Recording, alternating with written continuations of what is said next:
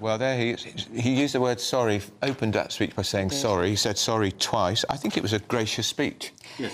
It was exactly what you would expect, completely devoid of any sort of emotion or humanity, and that has been the problem with his tenureship. That has been the problem. He seems robotic all the time. I've no doubt he probably meant what he said there, but there wasn't even a quiver of a lip. You know, normally when Prime Ministers have to step down like that... I would prefer that there was no quivering lip. Do you really? Yeah. I mean, Theresa May had a little wobble, didn't she? Yeah, and the rotten media bring it out for the next 5 years. Boris didn't. No. Well, he was in a sulk. Yeah. He was sulking, but at least sulking is an emotion. Yeah. Is what I'm saying. I can't read him as a person. But he's now being driven off to Buckingham Palace, where he will say farewell to the King.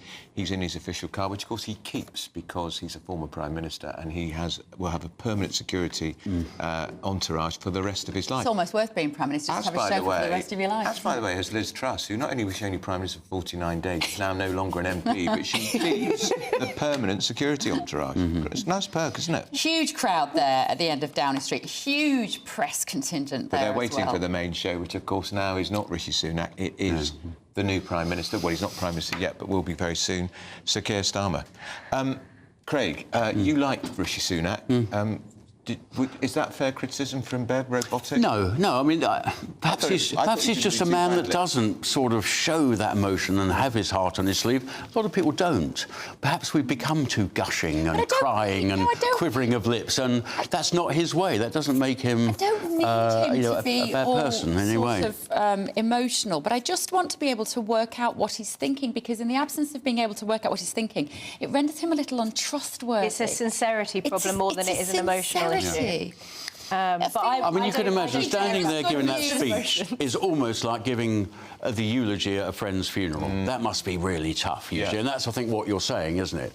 But that's just not his way. That's just not his way on camera like this. Does anybody think he could ever be Prime Minister and be voted in? Because he was a safe pair of hands after Liz Truss. That's what people thought. Think about Theresa May. She had zilch emotional intelligence. You would agree with that, Craig, wouldn't you? Theresa May? I'm not speaking ill of any former Prime Minister. But when she left... Can I just say, though, on former Prime Ministers, so David Cameron's seat, old seat, gone.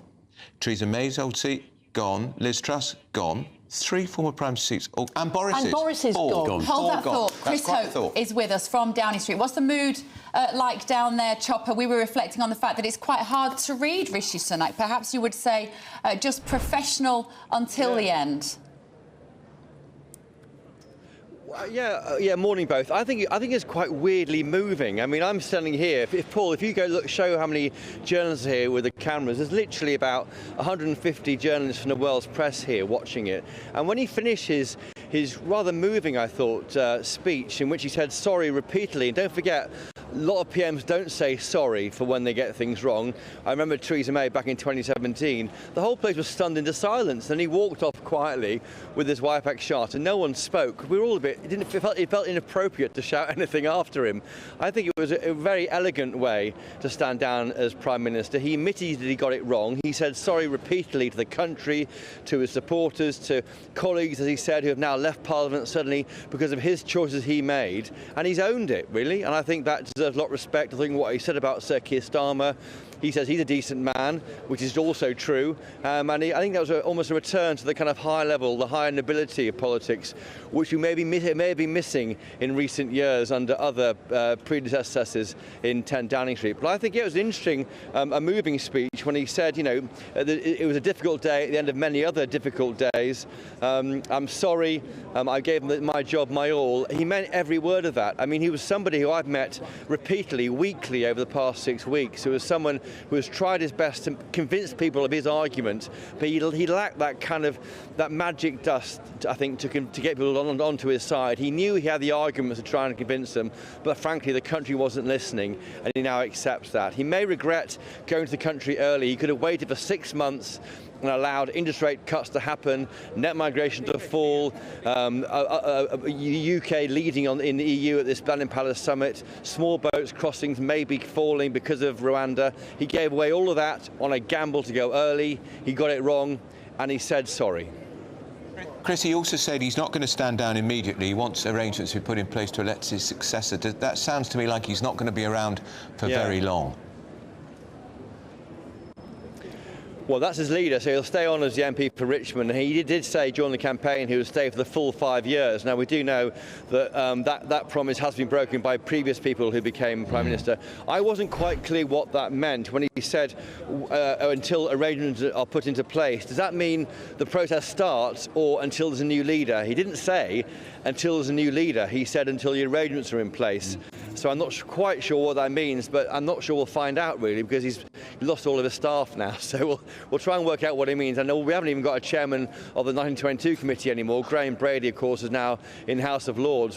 So there's no real mechanism to create a new leader of the Tory party.